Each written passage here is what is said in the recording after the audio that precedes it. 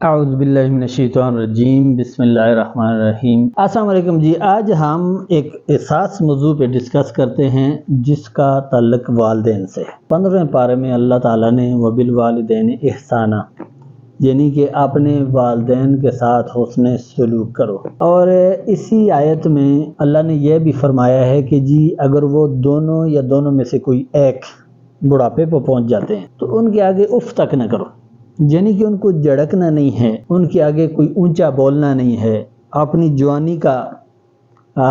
جو جوش ہے وہ ان کے سامنے دکھانے کی کوشش نہیں کرنی ہے، کیونکہ اگلی آیت میں اللہ نے فرمایا ہے کہ جی ان کے لیے تم نے دعا کرنی ہے۔ کیوں؟ اس لیے کہ تم صغیر چھوٹے سے تھے، تم کو انہوں نے پالا ہے۔ ہم آج اس چیز پہ روشنی ڈالنے کی کوشش کرتے ہیں کہ والدین جن کے زندہ حیات ہیں، بوڑھے ہو چکے ہیں، ان کو کیا کرنا چاہیے ان کے لیے، اور جن کے والدین فوت ہو گئے ہیں تو ان لوگوں کے لیے کیا طریقہ کار ہے کہ جی وہ ان کی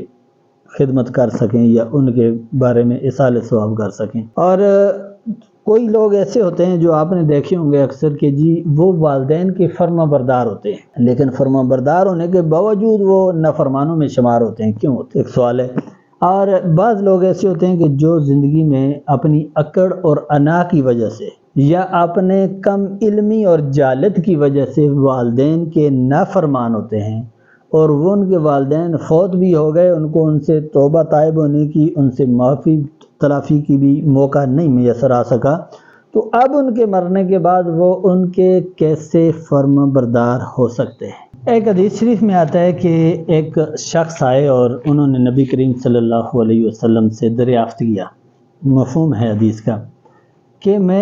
میرا جو تعلقات ہیں، میرا جو حسن سلوک ہے، اس کا سب سے زیادہ مستحق کون ہے؟ تو نبی کریم صلی اللہ علیہ وسلم نے فرمایا کہ تیری ماں۔ پھر اس نے دریافت کیا تو پھر فرمایا کہ تیری ماں، پھر دریافت کیا تو پھر فرمایا کہ تیری ماں، 3 مرتبہ فرمایا، اور چوتھی مرتبہ فرمایا کہ جی تیرا باپ، اور پھر فرمایا کہ الاقرب فالاقرب، جو جتنا تیرے قریب ہے اتنا وہ تیرے حسن سلوک کا مستحق ہے۔ یعنی کہ اور بھی کئی روایتوں میں آتا ہے کہ 3 حصے تمہاری جو حسن سلوک کے 3 حصے ہیں نا، اس کی مستحق تمہاری ماں ہے، کیونکہ اس ماں نے تمہیں 3 طریقوں سے دنیا میں لایا، مشقت برداشت کر، اپنے پیٹ میں رکھا، مشقت برداشت کی، پیدا کرنے کی مشقت برداشت کی، اور پھر جب تو کسی قابل نہیں تھا، جب تو کھا نہیں سکتا تھا، چل نہیں سکتا تھا، دیکھ بھی اچھی طرح سے پہچان نہیں سکتا تھا، اپنے نفع اور نقصان کو جانتا نہیں تھا، اپنے اور سونے اور جاگنے کے معاملات کو سمجھتا نہیں تھا، اس وقت 2 سال تک مشقت کر کے تیری ماں نے اپنا دودھ تجھے پلایا، تیرے لیے صاف بستر کا بندوبست کیا، اور تجھے صاف ستھرا رکھا، اور تیرے رونے پہ وہ اپنی نیند اس نے برباد کی اور جاگ کر تجھے اٹھایا، اور بہت سارے ایسے احسان ہیں کہ جو تیرے ساتھ تیری ماں نے کیے، جو ان مرحلوں میں کیے گئے۔ اس لیے 3 مرتبہ فرمایا کہ تیری ماں تیرے حسن سلوک کی سب سے زیادہ مستحق، اور چوتھی مرتبہ فرمایا کہ باپ، اور پھر فرمایا کہ جو تیرے زیادہ قریب ہیں ان میں جو رشتے آتے ہیں، بہن ہے، بھائی ہیں، اور اولاد ہیں، اور جتنے بھی قریب کے رشتے ہیں، اور وہ بھی اس کے بعد سارے مستحق ہیں تیرے حسن سلوک کے۔ ایک اور حدیث شریف میں آتا ہے جس کا مفہوم ہے کہ تم جو حسن سلوک ہے وہ اپنے ماں سے اس کا آغاز کرو، اور پھر باپ کے ساتھ کرو، اور پھر اس کے بعد اس کی حقدار تمہاری بہن ہے۔ اکثر لوگ بہنوں کا خیال نہیں کرتے، ان کو ملنے نہیں جاتے، ان کی سپورٹ نہیں کرتے، ان سے رابطہ نہیں رکھ سکتے، کمزوریاں ہوتی ہیں۔ اس کے سننے اور پڑھنے کے بعد ہمیں ان کمزوریوں کو دور کرنا ہے، اور اس کے بعد بھائی ہے، اور اس کے بعد جتنا جو تمہارے قریب ہو وہ ہے، اور اس کے بعد پڑوسی کا ذکر آیا ہے کہ جی تمہارا پڑوسی بھی تمہارے حسن سلوک میں آتا ہے، اور اس کے بعد جو مجبور ہیں، جو کمزور لوگ ہیں، ان کے ساتھ بھی اس نے سلوک کرنے کا حکم آیا ہے۔ حضرت انس رضی اللہ تعالیٰ عنہ فرماتے ہیں کہ 5 قسم کے لوگ قیامت کے دن عرش کے سائے کے نیچے ہوں گے، ان میں سے پہلا وہ شخص ہے کہ جو لوگوں کے ساتھ حسن سلوک کرتا ہے۔ ایسا شخص جو ہوتا ہے اس کے رزق کو وسعت دے دی جاتی ہے، یعنی کہ اس کا رزق بڑھا دیا جاتا ہے، اس کی عمر بڑھا دی جاتی ہے، اور اس کی جو قبر ہے اس کو بھی وسعت اور کشادہ کر دیا جاتا ہے، کیونکہ آپ نے یہ بھی سنا ہے کہ قبر آخرت کی منزلوں میں سے پہلی منزل ہے، اور یا تو جنت کے باغوں میں سے ایک باغ ہے اور یا جہنم کے گڑھوں میں سے ایک گڑھ ہے۔ تو اس کی قبر کو وسیع کر دیا، وسعت دے دی جاتی ہے، کھلا کر دیا جاتا ہے، تاکہ اس کے لیے راحت اور سکون ہو سکے۔ جو حسن سلوک کرنے والا ہو، والدین سے کرے گا، جو والدین سے کرے گا تو وہ رشتہ داروں سے کرے گا نا، تو جو ماں باپ سے نہیں کرے گا تو وہ دوسرا کوئی اس پہ کیا اعتبار کر سکتا ہے کہ یہ میرے ساتھ حسن سلوک کا معاملہ کرے گا۔ بہرحال دوسرے نمبر پر وہ عورت آتی ہے کہ جس کا شوہر فوت ہو گیا ہو اور اس کی اولاد چھوٹی ہو، اور وہ نکاح نہ کرے اس اولاد کی پرورش کی خاطر، کہ وہ شادی نہ کرے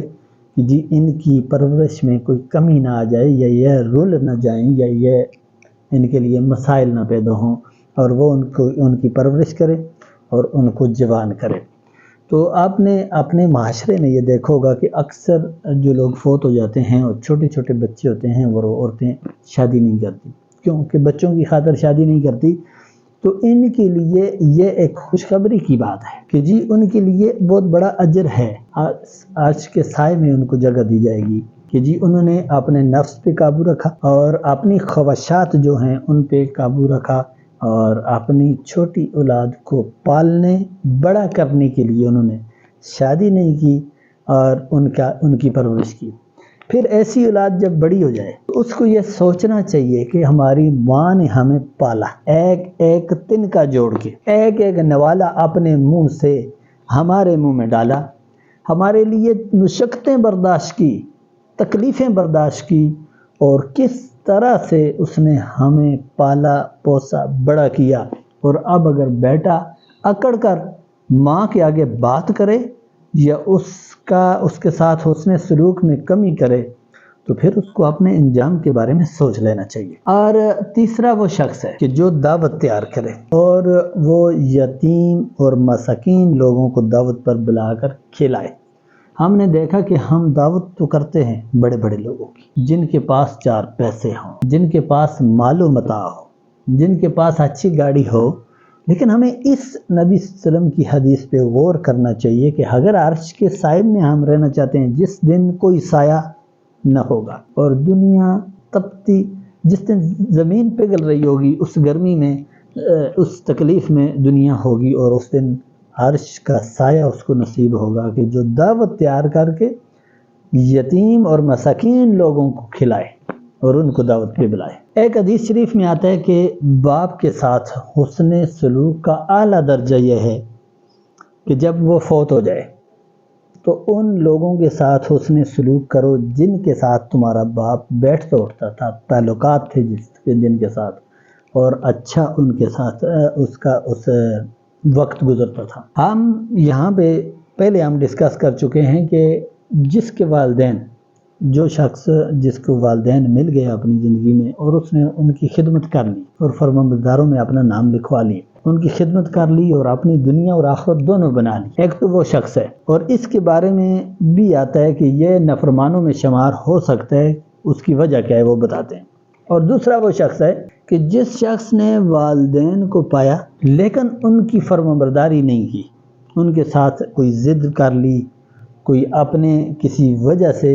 یا اپنی کم علمی یا جہالت کی وجہ سے ان فرمانبرداروں میں شمار نہیں ہو سکا، نافرمانوں میں شمار ہو گیا، اور ایسا وقت آ گیا کہ وہ فوت ہو گئے، دنیا سے چلے گئے۔ اب اس شخص کے لیے کیسے وہ فرمانبرداروں میں شامل ہو سکتا ہے، اس کے بارے میں ایک روایت آتی ہے۔ حدیث کا مفہوم ہے، حضور صلی اللہ علیہ وسلم نے فرمایا، جس کا مفہوم ہے کہ جو شخص اس کے والدین ہوں اور ان میں سے کوئی ایک فوت ہو گیا ہو یا دونوں فوت ہو گئے ہوں اور وہ اس نے خدمت نہ کی ان کی اور ان کے فرمانبرداروں میں وہ شامل نہ ہوا، تو نافرمان ہوا ان کی زندگی میں، تو وہ شخص اگر ان کے مر جانے کے بعد ان کے لیے دعائے مغفرت کرتا ہے، ان کو اصال ثواب کرتا ہے، اور تو وہ شخص ایسا شخص جو ہے فرمانبرداروں میں شامل ہوگا، یعنی کہ مر جانے کے بعد بھی